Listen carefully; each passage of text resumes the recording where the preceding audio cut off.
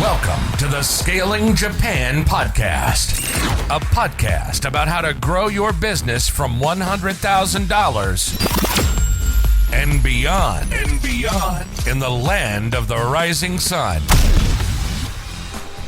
Welcome to the Scaling Japan Podcast. I'm your host, Tyson Batino, and welcome to our first episode. Our target audience are entrepreneurs who have already started a business and are generating around 100,000 US to 10 million US annual revenue and beyond. We plan to feature entrepreneurs and experts who have scaled their own company or have some unique knowledge that will give you an edge to grow your business. Starting us off is my friend Yuki Shirato. He works as an M&A and investment fund lawyer. And he also runs an angel syndicate in Japan called Yakumi.co. So YAKUMI.co. So glad to have you on the show, Yuki. Thank you very much, Tyson, for inviting me to your podcast as the first guest. I'm very honored. So my name's Yuki Shirato. So I'm originally from here, but I spent quite a few years abroad. And then I moved back to Japan about 5 years ago. And I'm a lawyer by trade. And then, like Tyson said, I am angel investor. And then I organize angel investment syndicates out of Japan with members from many different countries. You're actually a very well-known angel investor in the foreign community. When I hear from entrepreneurs like, do you know any angel investors? I mention your name and they're like, oh, yep, we're already in touch with Yuki. Thank you. So it's pretty much been like 5 out of 5. So you are a pretty well-known guy. Thank you very much. And I guess I'm curious, like, how did you get into angel investing? Right, that's a good question. So I got into a startup world when I was much younger, and then I actually started my own business with 2 engineers, which didn't take off. And then I went to law school. So I had business experience prior to going to law school with a mind to become a corporate business lawyer, especially with a focus on venture capitals or startups. And then I started angel investing after I paid the debt and then, became solvent. And out of New York. And then I worked in New York as well as Toronto, Canada. And those 2 cities were behind Silicon Valley, but still a lot ahead of Japan in terms of, startup ecosystem, angel investing. So I got exposure to a lot of interesting startups coming out of those cities then, one of which is, for example, Shopify. It was from Ottawa, but I had a lot of friends who were the founding teams of Shopify and other, now a unicorn or $1 billion plus companies. Oh, I didn't know that. That's really cool. Yeah, I mean, Shopify, and they're dominating. And yes, that's a Canadian product. So another company, I know the founders really well, or, Borrowell, for example. It's a Canadian version of Lending Club.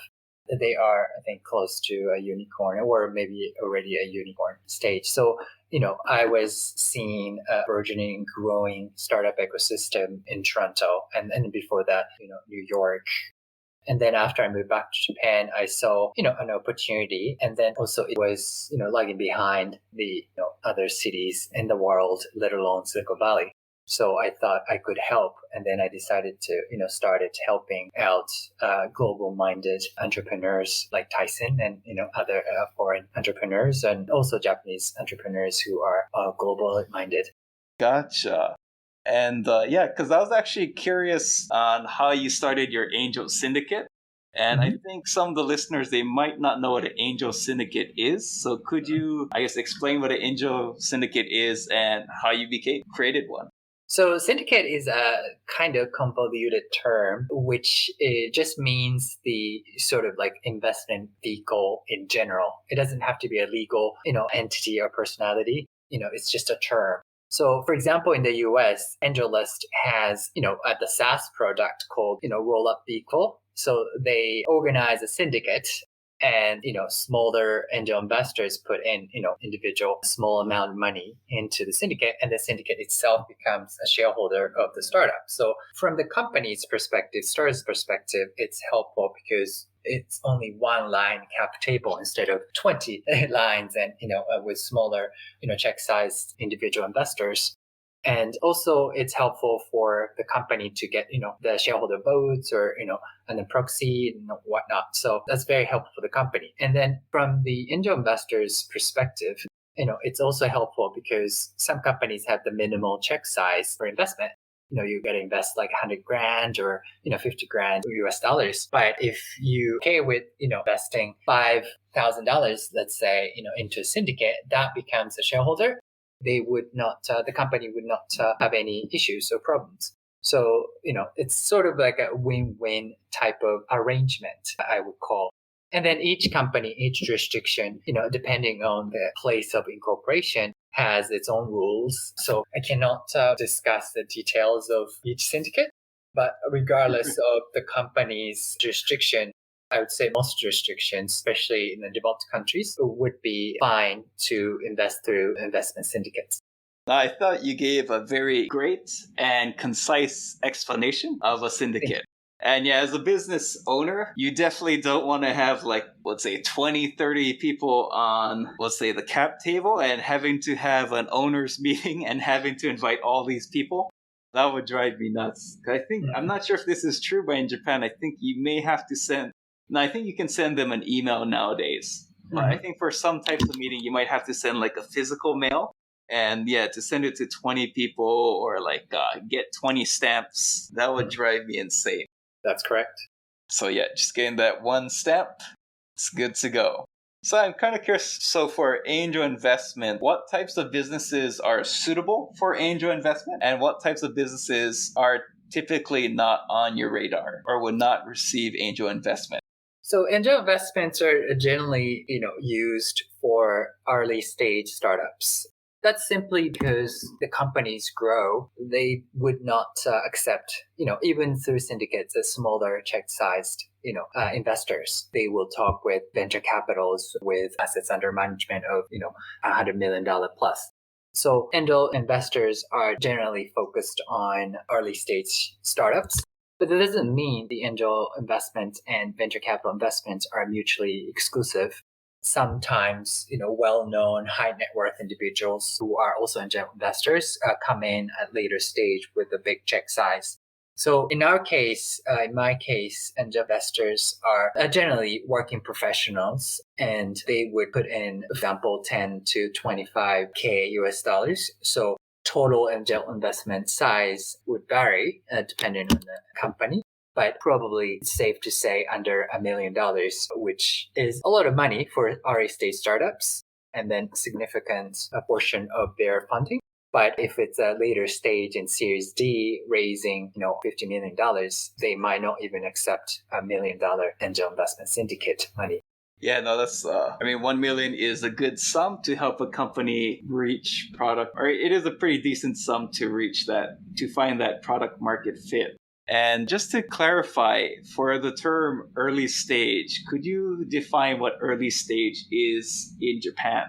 So I think there are, I would say, 3 stages of early stages. So the very first stage is idea stage. Idea stage is, regardless of how brilliant the founders are, they just have an idea. So, they had an epiphany, or they've been in the industry for many years and they come up with, a better solution to the problem that is existing. So, but that's still at idea stage. So you only have an idea, right? And then the next one, kind of early stage, I don't have the name for it, but early stage. So you can say, somebody, at least one person is working full time on the project, not just an idea, and then company is incorporated. And, try to get business or trying to build a product or service and develop technologies or, whatever the priorities are, that person or, 2 are working on it full time, right? So that's the second stage. And the third stage is obviously, still the early stage, but you got the paying customer. So that's a significant milestone for early stage company. You have to have a revenue, a third party who's willing to pay whatever amount to the service you provide. Because, at the end of the day, you have to sell your product or service to a person you didn't know or you never known. So if your father is a paying customer, it probably doesn't count. But, if a party who heard your product through, a mutual contact and then willing to pay, that's a significant milestone and then first step of your growth and scaling. And then I call it, the later early stage, still early stage, but later. So that third stage, early stage company is most suitable for angel investments. And that's where I think, angel investors can add value most. Thanks for explaining that. And you mentioned incorporating, but can a company incorporated as a GK receive angel investment, or do you have to be a KK? I would say KK. You can think as a similar instrument as like a pass-through entity. I try not to become too technical, but so for example, Google Japan is a Google GK, Godo Gaisha. But it's because Google, US is the wholly owned parent company, and then everything, in terms of revenue and expenses and whatnot, will pass through as if Google Japan GK doesn't exist to Google US. So simply speaking, there are a lot of complexities, in terms of tax and legal, but simply speaking, to simplify, that's how GK generally works, which is not suitable for scaling. If you want to scale itself, it would be better to have a KK. Thanks for clarifying that. And also in regards to angel investments, what type of companies do angel investors not typically invest in or do not invest in? So that's an interesting and a difficult question to answer.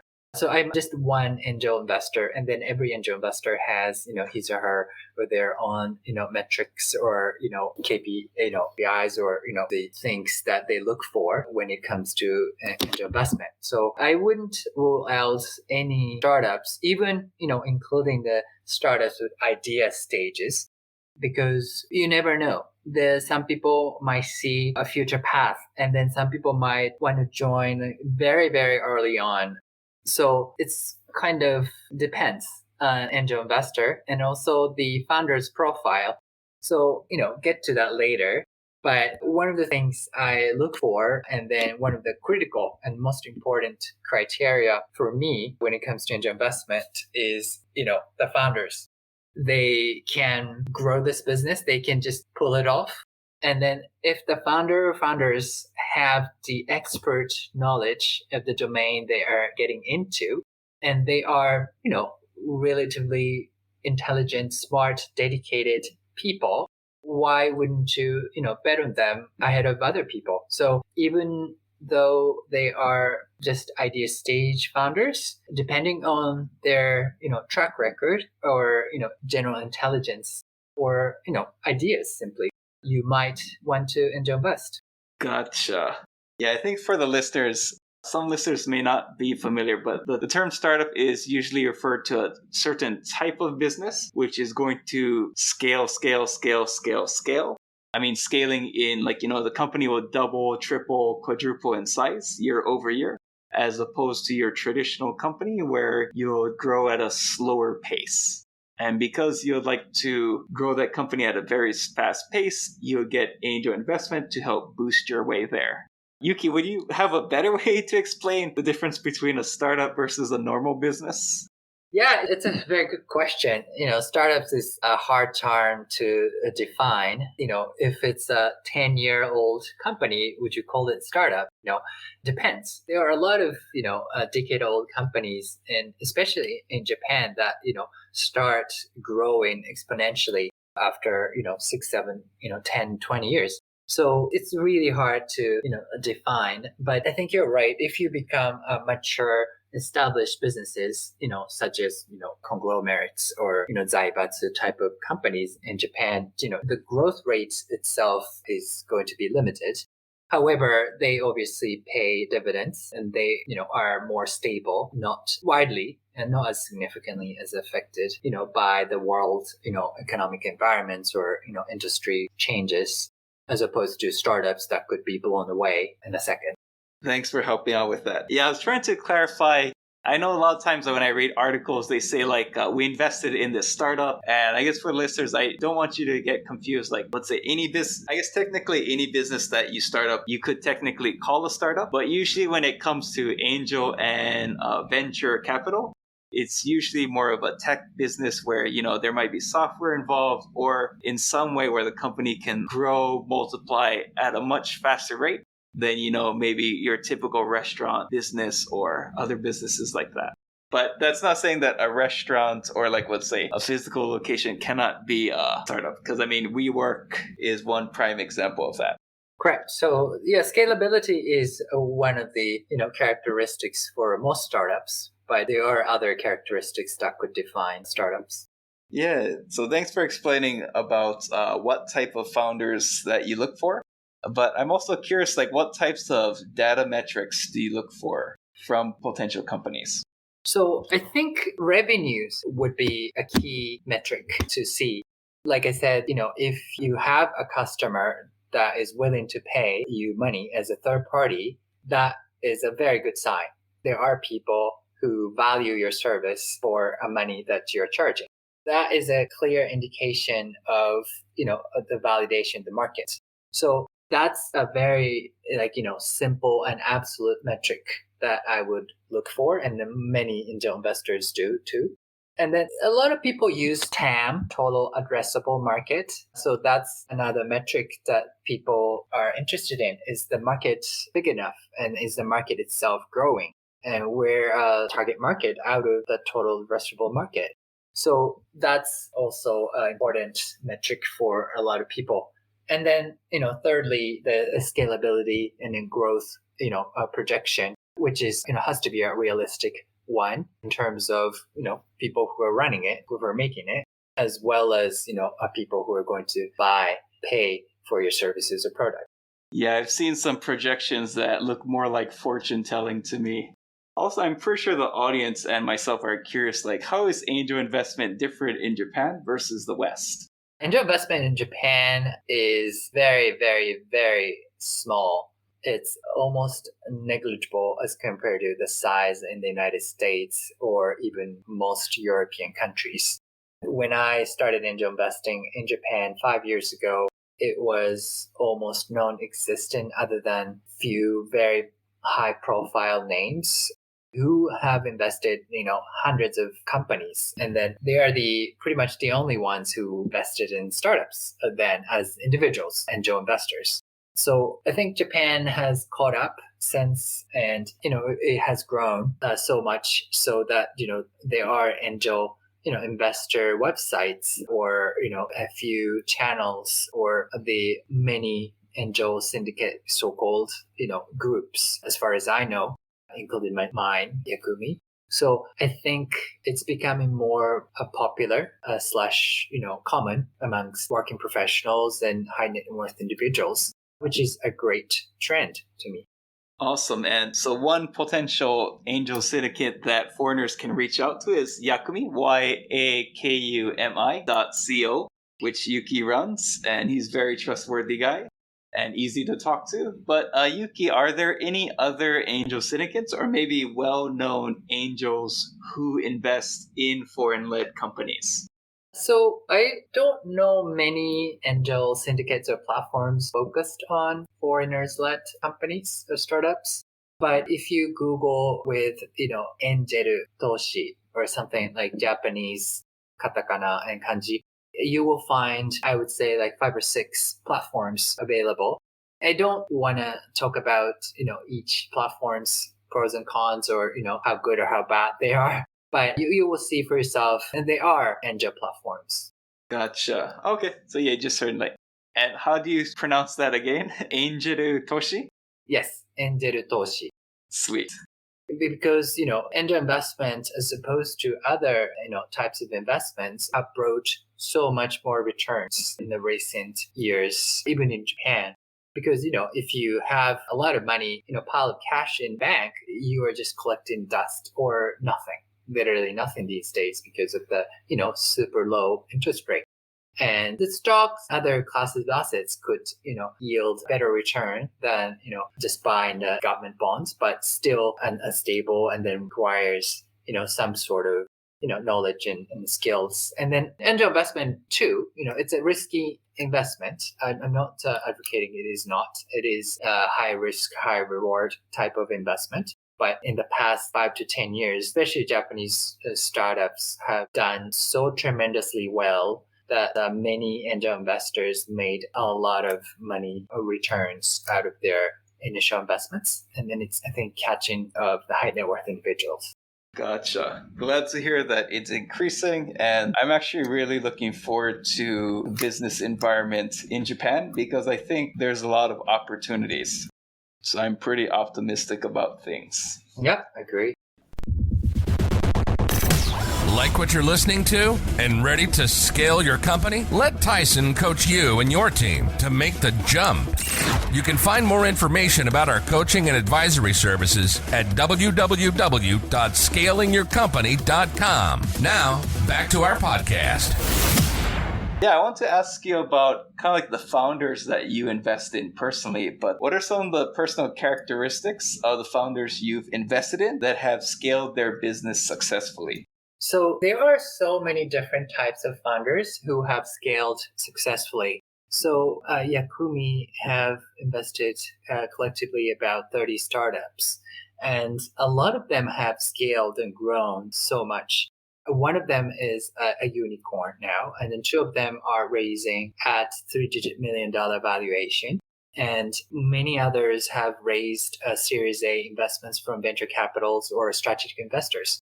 So I would say I've seen and then talked with at least, I would say 500 founders, in my angel investment life. And then out of which, we invested about like 30 investors. Those founders, including the ones that we didn't invest in, are very different, but they have common, threads. For example, dedication is extremely common amongst successful founders. They are fully dedicated to growth and scale and, the company's success. So whatever they think of, of the startup they are running, is it helpful for a business? Is something useful coming out of this for our company's growth?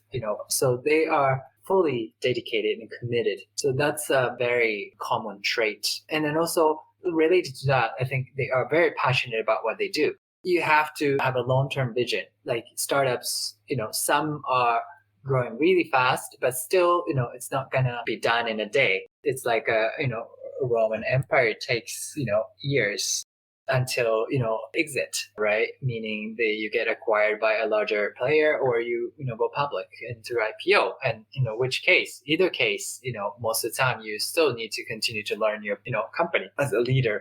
So it requires a lot of time and efforts. So from a personal life's perspective, they should know what they're, getting themselves into, and they have to, committed to what they are doing. So, the passion, dedication are very, very important. And then domain expert knowledge is extremely helpful. But, it doesn't have to be, because if there is a problem and if you see it as an outsider, you might solve it, better than people, within the system or domain, because, the people in the system may not see the problem the same way as you do. So that's fine, right? So I think your perspective is very critical for the success of the company. And then any competitive advantage will be wiped away once, everyone else notices. And then, with a lot more resources, money, the big companies trying to, go after the same market. But your dedication and passion, and perspective would not be gone just because the competitors come after the same market. So I think those things are very important for the long-term growth and scaling. I definitely agree with you. One thing I wanted to add was how much the founder believes in the company's mission. Mm-hmm. And what I mean by that is if you want work-life balance, then your mission is work-life balance, not the company mission. And if you want to do something, or if you want to create a new type of service that hasn't existed and you want to grow it really big, you would have to give up a lot of your personal life to achieve it. The one example might be LinkedIn, but when they started LinkedIn, they were already millionaires, so they could afford a little bit of work-life balance. But I'm assuming that 99% of us are not millionaires. So it's you really need to be passionate about the mission to make your company succeed. And in our case as well, having expertise knowledge, but also having an outside view being useful with OneCoin English. There was myself, who was the industry insider for English education. One partner was a marketing expert, and the other partner was, I'll say, branding and shop expert. And with each of us, we each had a different skill that brought a lot of value to the company. So I understand the English teaching industry. I could do everything there. The other founder, who was a pro marketer, he could do everything there. And the other one who could do, opening shops, branding, hiring staff, he could do everything there. And that's what helped us really disrupt the English teaching market and actually made us, I think we're currently 6th or 7th biggest English school chain teaching adults in Japan after GABA. It was having that expertise knowledge, but the other two members, they weren't industry insiders. So they brought a unique perspective to Japanese learners, which I think most language or education companies don't have because they come from a pure teacher-centered basis. And I think we're able to find a nice balance between teacher-centered but customer-centered as well. Because most companies either go too teacher-centered or they go too customer-centered. And by having the outside perspective, we're able to balance both sides. So I totally agree with what you have said, and it matches my experience in scaling a company. And on the other end, though, what were some personal limitations or maybe characteristics of founders that did not scale? So if the founders are lonely people, right? They have to make ultimate decisions. They have to make decisions constantly, and they're pressed by so many different, elements and demands all the time. You need to build your product. You need to raise funds. You need to manage your team. Then also, you have to have a life. Even though you are fully dedicated, it doesn't mean that, you can live 3 hours sleep forever. So you need to sleep, you need to eat, So it's a very stressful job, and also, requires a lot of support from many people around you. And then sometimes, you are extremely lucky, and then your significant other or, your family members or, your close friends are very supportive and, emotionally, and then also, mentoring you. But most of the time, founders are not that lucky, and then they don't have the right kind of mentorship or guidance. So in that kind of situation, they will have some, difficulty in, getting help when they need them. So I think that kind of stressful situation would kind of be most challenging for a lot of founders, especially in an early stage, without a proper team. If you only have 3 people, in your team, instead of 20, and then 10 of them can work different things, simultaneously. So I think early stage founders would need to get, a lot of others. And then sometimes you just simply cannot get them. And then unfortunately that could result in the failure of the business. Yeah, I think I totally agree with how it can be a very lonely road, because sometimes to keep your company alive, you sometimes have to sacrifice those Saturdays, or sometimes with the friends that you used to talk with, sometimes they might not be so interested in hearing about your business. And sometimes it's a hard adjustment when your business becomes your life. It's kind of hard to share that road with them. Yeah, also, I think it can be lonely too sometimes, because especially when your other founders are really talented as well, it's sometimes hard to be vulnerable because you kind of want to show I got it under control. And it's sometimes hard to say I'm drowning here. Can you give me another week? Or, sometimes it's really hard to be vulnerable when you're trying to go big and you're consistently trying to grow and do better and better, which you normally wouldn't have. You could probably push the brakes during normal work, but yeah, sometimes it's hard to push the brakes. But is there anything else you'd like the audience to know about angel investments? No, I think, I do enjoy what I do. And I also understand it's not for everyone. So, if you are interested in angel investment, feel free to reach out to me. But, if you're not interested, that's totally fine. And that's everyone's, risk profile and, interest and different. But I think angel investment is interesting, generally speaking, strategy for any working professionals or high net worth individuals who are interested in business. And there may be some high network individuals listening to the podcast. And are you currently looking for more people to join your syndicate? Well, yes and no. I mean, I'm welcome to more people who would be interested, but I'm not actively looking either. So if anyone like wants to learn about angel investment, I'm more than happy to help, and I would be honored if you reached out to me. But I'm not here to encourage people to become angel investors or solicit angel investments in any way. So feel free to make your own judgment and decisions. And yeah, feel free to reach out to me just, for general guidance or mentorship or whatever it is. Gotcha. So I wanted to mention to the audience about Yuki. It's I think one of the really refreshing things about Yuki is he's very realistic, but he's also very caring at the same time. And I think that's a very nice balance that sometimes is very hard to find. Thank you very much for your compliment. And so if any companies are looking for an angel investor and someone you can trust, I think Yuki is a very good person to start with. Thank you. Yeah, it's glad to have you on the show. Thank you very much for having me. Welcome to the end of the podcast. We appreciate you listening to the end of this Scaling Japan episode. And if you would like more great episodes on scaling your business in Japan, please check out www.scalingyourcompany.com/podcast.